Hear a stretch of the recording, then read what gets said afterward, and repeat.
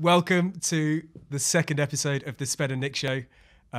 Nick Himovich and Spencer Ez here right now to talk about all kinds of things like, I don't know, innovation, learning, design, business, stuff that makes us tick, stuff that makes us better. So why don't we just quickly talk about last week and what we got up to with the podcast, with some of the materials, some of the footage that we recorded. I think it Yeah, definitely. went But down pretty before well. that, should we just address the elephant in the room? What's the elephant in the room? Talk to me. I think we both got the memo for the colour this week. Which I'm pretty happy about. I think mustard's in, right? So yellowy mustard is definitely hot at the moment. I've got the yellow jumper on. You've got the yellow tee. Looking good. I think we're coordinated. I think great minds think alike. It wasn't planned, but it feels right. It feels right. It feels like we're coming together. We're even closer than we ever have been. And that's a beautiful thing. Even though you're in Essex and I'm in Wimbledon. Yeah, exactly. Yeah. I think we're looking good. I'm loving your little setup. Things are improving over there as well. So that's always good. We got going on. We're sideways now. We're sideways. We're not portrait mode anymore. Yeah, we're experimenting. This is going to be something we try to do a lot. And now that we're sideways, we think that we're going to be able to release this perhaps to maybe YouTube, maybe do some different stuff for LinkedIn, and maybe even try some different cutting and different ratios for Instagram and stuff like that as well. So yeah, it's good. Experimenting all the time. I've got a bit of a different setup going on as well. So I've got a mic. So I'm just trying to capture a bit of better audio. I've got a bit more stuff going on around me with actual tables and stuff like that as well. So yeah, it feels good. Feels like it's coming together. All right, so let's talk about last week. What was the feedback like? What have you heard, Spencer? Yeah, pretty good actually overall. I think some really interesting things. So actually one guy phoned me, a good friend of ours, Joe. Hey Joe, if you're listening, Joseph Charm. Awesome. He phoned like as soon as he listened to it. In fact, literally as he stopped listening to the podcast version, he phoned up straight away and just gave us some direct feedback, which was, it sounds really good. There's good chemistry, but there's a bunch of improvements that we need to be thinking about. One of them in particular is, we had great fun just chatting to each other because we really enjoy talking to each other. But actually, we kind of forgot, I think, or at least it appeared like we forgot that there is an audience, potentially, I hope, there's an audience that are listening to this, watching this. And so maybe we need to kind of think about how to include them a bit more and think about how the audience will be listening to this stuff. So perhaps doing some more description stuff. I think that's a great bit of feedback. We're definitely going to take that on board. It also talked about things like maybe adding some music, some like little different features like that. Totally, that's going to come, I think. But at the moment, this is all about smashing something out as quickly as possible, frictionless as possible, something that can literally we can record, we can get it released and shipped as quickly as we can without any kind of messing around. Can I jump in here, actually? Can we do an extension of what we covered last week, actually? I think this is a nice transition, nice segue to talk about minimum viable product again. Cool. Because I feel like the minimum viable product is such an important concept to grasp to help you get an idea off the ground and turn it into reality. But the thing is, I'm so surprised by the amount of people that haven't heard of it before. So the minimum viable product is this idea where you build the simplest form of prototype that you can, so that you can get your idea out in the world and actually get feedback from potential customers. You don't necessarily, some people say, I can't create a really bad, cheap product and ship that out to all my customers. In those cases, that's not quite right. What we're saying is that you want to get your product out to just like a few customers, a small subset of your customers, ones that you know that can give you feedback and won't mind having something that's a little bit rougher, so that you can actually see whether your idea is any good and whether people want to buy it or not. So yeah, I think that's kind of what we're doing with this podcast, right, Spencer? Yeah, absolutely. I think it's a really good thing to come back to that, because I think some of the things that we were talking about weren't necessarily spot on with the description. And so I think what we try to capture about the importance of minimum viable product is that you should be testing hypotheses and assumptions in order to move on one step closer to being able to realize your full vision. And it's not necessarily what I think, where people do understand a little bit about minimum viable product, but they often get it wrong, is that they try to build a simplified version of the whole thing, and they test that, get some results, and that's the only test that they do. For me, it's about constant cycles of iteration, constant testing in order to continue to validate different hypotheses that you've got when you're trying to make something better. And that continuous improvement and continuous testing is one of the key concepts of the lean startup and the lean methodology and approach. But what we can't do is just build one thing, do a test, and then hope that it's all kind of, everything's going to be great in the end. It's constantly iterating and evolving. So it's exactly what we're doing. We've done our first MVP. This is really our second MVP. The next thing that we do is going to be our third one. The next one's going to be fourth. And it's just constantly thinking about that mindset of experimentation, I think, which is so important. So that leads on quite well, actually, now to what we wanted to talk about, this entrepreneurship mindset, doesn't it, Spencer? Yeah, absolutely. So a quick story about why I thought actually talking about being an entrepreneur, this word entrepreneur, and other aspects of kind of entrepreneurship is important. I saw a video on LinkedIn last week, which I think is a brilliant video. It's done the rounds a few times. It kind of explains one of the concepts in a kind of an analogy really, really well for being an entrepreneur, which is, and the video is like this beautifully shot bear climbing up this snow-covered mountain. It's almost like a vertical slope. It's so steep, this slope, and this bear climbs up to the top of this mountain, and you see when the camera pans out a little bit that there's a little baby bear climbing after its like mum or dad as well. It's really, really pretty, really nice, great shot. And this little bear is climbing up to the top, but falls down. It slips on the ice and the snow and falls down the slope. And then it climbs back up and it slips again and climbs back up and slips again. And then like the 7th or 8th time, it's nearly at the top, just about to join its parent bear again. And it slides all the way back down to the bottom. Eventually, after like the 10th go or something, this bear makes it all the way to the top of this snow-covered mountain again. And the story there being, the analogy being that entrepreneurship and being an entrepreneur is all about resilience. It's about perseverance, carry on, keep on going, pick yourself up when you get knocked down, do an MVP test and it fails, right? Pick yourself up, test something else and kind of move on to the next thing. And that constant like being beaten down, but getting back up. And I think it's a really nice kind of image and an analogy about what being an entrepreneur is. One thing that really kind of got me thinking was in one of the comments on this LinkedIn post, there was a guy that said, he said, I think I understand the point of this, but I don't call myself an entrepreneur. If I did, that would make me a prick. And I was like, shit, like, what is the hang up here? What is going on with the fact that you call out that if you would call yourself an entrepreneur, that you would class yourself as a prick, or that would make you a prick? And the things that are instantly going through my mind are, is this guy got some kind of aversion to the word entrepreneur? Is it that he actually hasn't started a business and therefore can't classify himself as an entrepreneur? Is it actually that he thinks all entrepreneurs are pricks? Or anyone that calls himself an entrepreneur is a prick? Like, what is going on with this? So I was like, well, am I an entrepreneur? Do I class myself as an entrepreneur? What actually is an entrepreneur? Am I a prick? Do I class myself as a prick? Am I a prick? I mean, often, right? But, what are your thoughts about that word entrepreneur? Do you class yourself as an entrepreneur? What do you think? So I actually associate a lot with that guy, because I find it quite difficult to call myself an entrepreneur, because I feel that I'm still just a sole trader. You know, I haven't got a limited company yet, and I don't have anyone working for me. And typically when we think of entrepreneurs, we think of the Richard Bransons, or maybe the Lord Sugars of the world, where they've got quite a lot of employees and large organisations. And so I feel there's this kind of... and also I heard, I think it was Lord Sugar say that he never called himself an entrepreneur, he called himself a businessman. And he said that it was other people that called him an entrepreneur.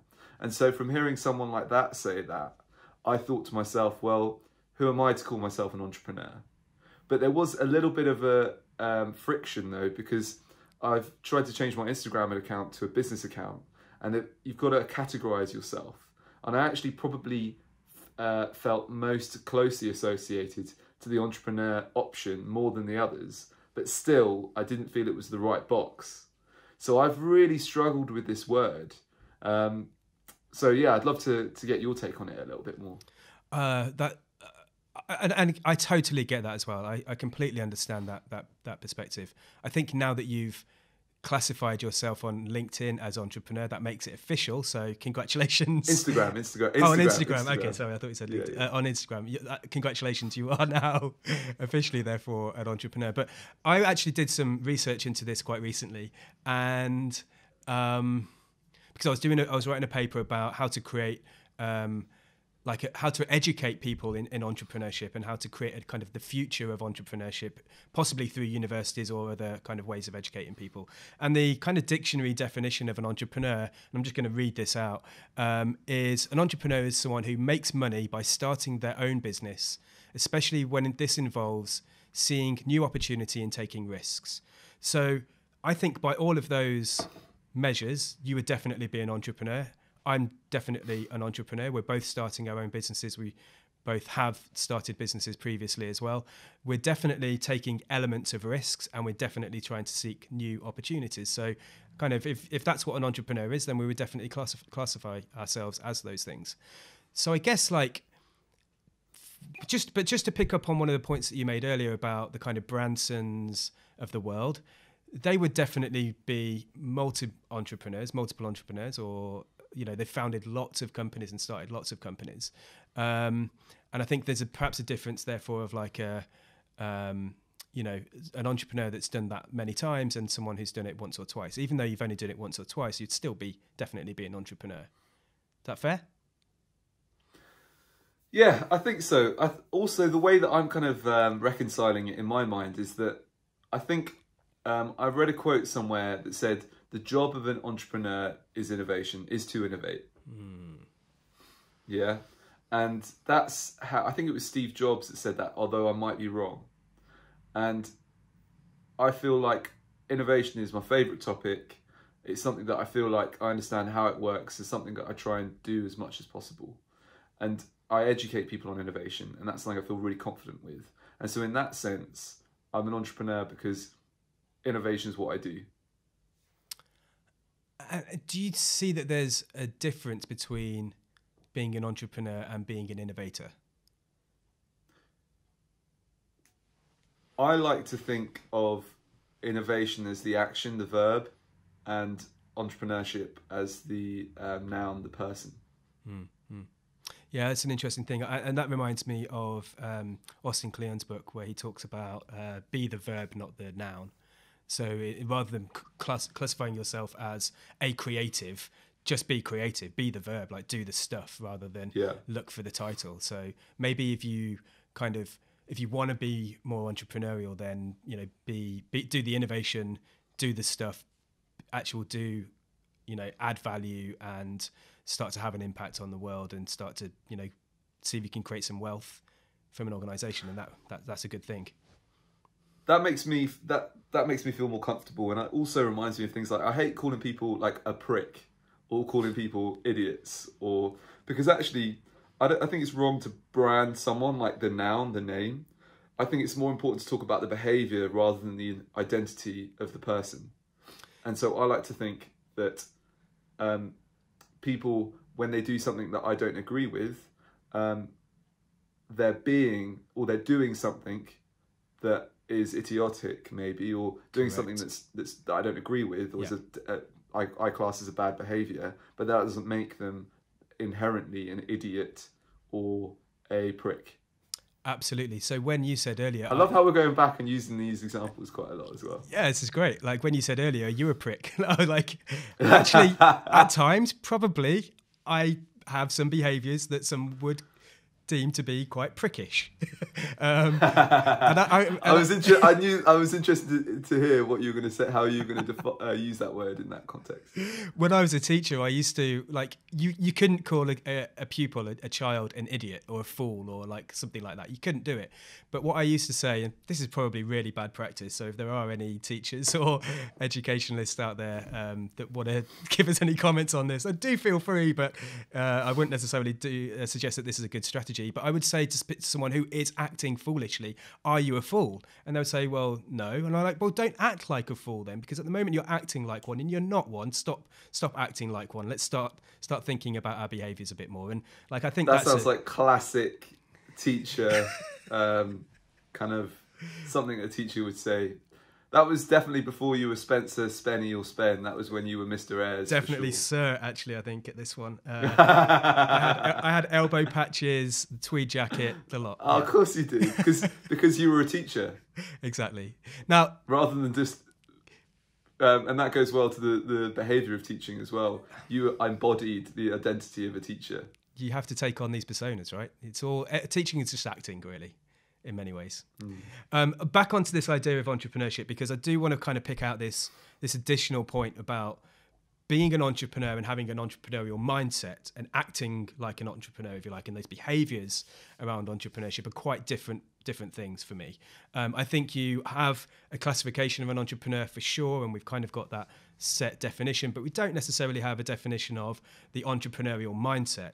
And when I did this bit of research previously back in the summer, I came up with what I thought a convincing definition of the entrepreneurial mindset could be. So I'm going to read this out, and I would love to get your thoughts and your initial ideas about whether or not this is broadly accurate for what an entrepreneurial mindset is. So it's someone with the behaviors and attitudes to continually improve their life or their impact on the world, especially when this involves seeing a new opportunity and taking risks. What do you reckon about that as a definition for the entrepreneurial mindset? Well, I heard the word, because for me, the definition of the mindset is the values, attitudes, or beliefs that lead you to act in a certain way.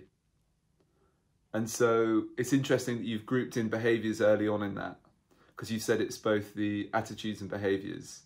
What was the second part again?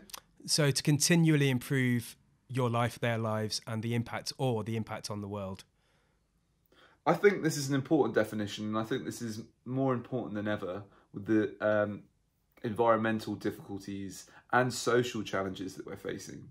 And so I think before it was all just about making money and all about looking after yourself. But I think if we can integrate, that second part into the definition and have that be part of what it is, I think that's going to be much better for the world. And I think we have to move to that definition, because we can't go on as we are, because the world's not going to be here anymore if we don't. I think that's great. I think that's so right. In fact, just that perspective on it alone has made me realise that the original definition of entrepreneur actually is not right, because it says about starting business, makes money by starting a business. And actually you can be an amazing entrepreneur if it's for social good, social entrepreneurship, or it's a charity, or it's something about improving the world. May not be creating personal wealth and making yourself money, but that is definitely being an entrepreneur. So I think actually that original definition is completely wrong, and we're already moving towards kind of an understanding of a better definition that we can get to. So that's really good. But I also take on board your mixing behaviours and attitudes, almost mixing actions and mindsets, which is not quite right. So yeah. I'll see if we can sculpt that phrasing a little bit to help get some clarity on it. What I feel though is I feel like we're completing the circle nicely, because I feel now more comfortable about defining myself as a entrepreneur. That's awesome. That is that's really, really good to hear. And of course, being an entrepreneur, all of the values, all of the attitudes, that mindset that you need to have is, there's so many things involved in that. It includes things like resilience, drive, determination, passion. It includes having a sense of purpose, wanting that burning desire and fire in your belly to go and do something and make a change. And whether that's an individual change that's going to make you money, or if that's a change for the greater good in society, then that's all really positive. There's also this idea, I think, of not not being fixed in who you are and what your abilities and what you can do and the impact that you can have.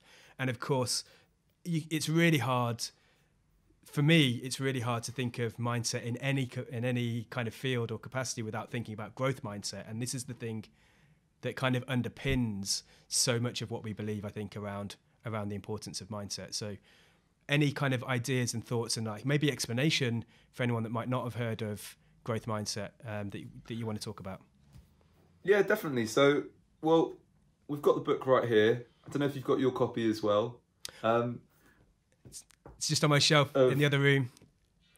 Mindset by Carol Dweck. And so this is where the concept of the fixed and growth mindsets come from. And I think it's really important to understand the difference between the two, because the research from Carol Dweck suggests that people with a growth mindset are more likely to be successful in their work and in their personal lives than those that have a fixed mindset. And what the theory says is that you have a certain belief about yourself, which is that you either believe that your intelligence and your capabilities are fixed, i.e. they can't change. What you're born with, your intelligence, you can't become more intelligent.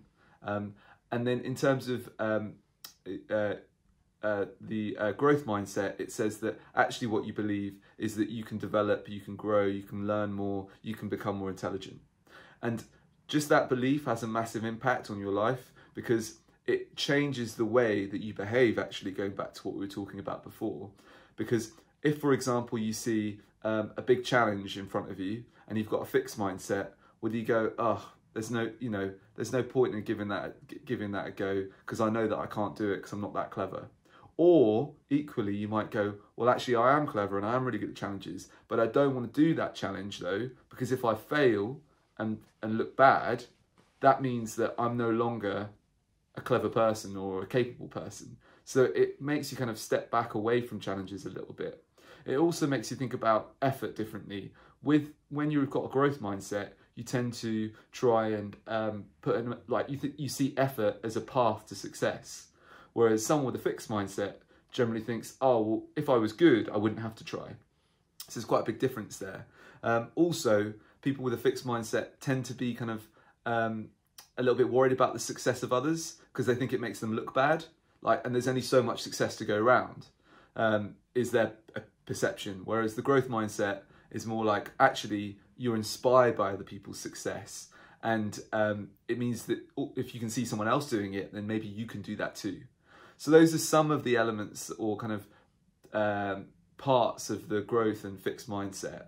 And I think understanding that can help you understand, oh, where in my life have I got more of a growth mindset kind of approach, and where have I got more of a fixed mindset approach? Because it's really tough to have a growth mindset in all areas of your life. You might have a really growth mindset at work, constantly looking for challenges, constantly looking to learn, constantly looking to be inspired by people and do new things. Whereas you might have another area of your life, like maybe with your health, you might have a fixed mindset going, I'm not the kind of person that goes to the gym. I'm not the kind of person that eats healthy. And then, so what's the point in trying? You know? And I think that's another key thing around this theory, is that people think, oh, you're either a fixed mindset or a growth mindset person. But actually, I think it's a scale, and it applies to different areas of your life. So yeah, that's my thoughts on mindset. What do you think, Spencer? Yeah, I think that final point is so important to emphasize and to keep emphasizing. It's not binary. You're not purely growth mindset versus purely fixed mindset. You can be growth or fixed, and a variety across that kind of spectrum for all kinds of different aspects of your life. Now, I've got kind of two stories about this that might kind of help to kind of bring it to life. The first one is on that point of fixed versus mindset across different aspects of your life. Definitely for the last 10 years, I've thought of myself as having a growth mindset, particularly when it comes to learning and work-based stuff and ambition and thinking that I've got this, I can do a lot of stuff. And there was a kind of pivotal moment where things changed for me in that. But I've never been able to apply that to my own physical health and fitness. And I've always had a bit of extra weight. I've had, definitely carrying a little bit of extra fat, particularly around the belly. And I've had this since I was a kid. In fact, I've been pretty much the same weight from the age of 14 until nearly 40, about 38. And I just kind of took it for granted that that's what I was. I was fixed in my kind of size. And it was only just over a year ago that this started to change and some pennies started to drop for me. When I did actually manage to lose about 10 kilos in a month, I went onto a really kind of bonkers low calorie diet, started to exercise a huge amount, and managed to not only like get rid of a bunch of that weight, about 10 kilos, but also managed to keep it off and continued with that exercise regime pretty much daily. And, to the point where only a couple of weeks ago, as you know, I managed to achieve like a massive milestone for me. A year ago, I could barely run 2 kilometers in one go. I managed to do a half marathon like 3-4 weeks ago, which was amazing. There's no way I thought that I could do that. So that was a massive moment for unleashing or completely changing that idea of my fixed mindset around my fitness and health. So 100%. Really quickly, actually, your thoughts on that? I mean, that what that journey's been like for me.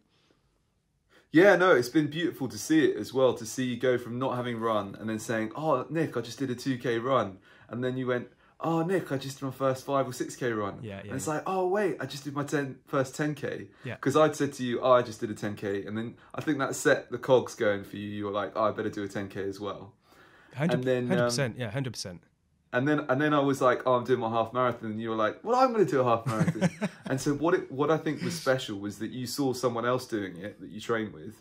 And in other areas of the cardio, you can destroy me. So you must have thought, well, actually, if Nick can do it, why can't I do it? And so I think that I want to bring this on a little bit to this idea of entrepreneurship actually again. Because I never thought of myself as like a business person or someone that really likes money or whatever. I thought actually money was a bad thing.